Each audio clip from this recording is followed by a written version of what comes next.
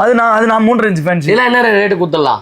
ஒன்னு 280 கொடுத்தலாம், ஒன்னு 300 கொடுத்துறோம். 300 கொடுத்துடலாம். ஷார்ட்ஸ்லாம் வந்து பாத்தீங்கன்னா மீட்டர் ஸ்டார்டிங் 280 இருந்து இருக்கானே. ஆமா இருக்குண்ணே. இந்த பாருங்க, இது வந்து பாத்தீங்கன்னா காம்போவா?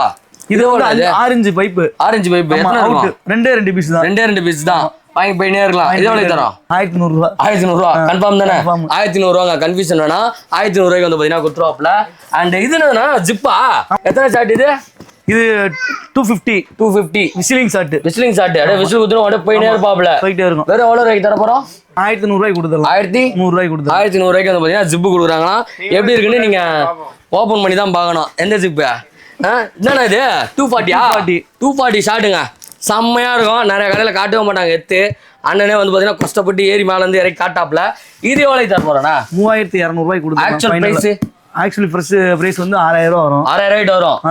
நம்ம கிட்ட 3200 வெறும் 3500. வெறும் 3500 ரூபாய்க்கு வந்து பாத்தீங்கன்னா 240 ஷாட்டு.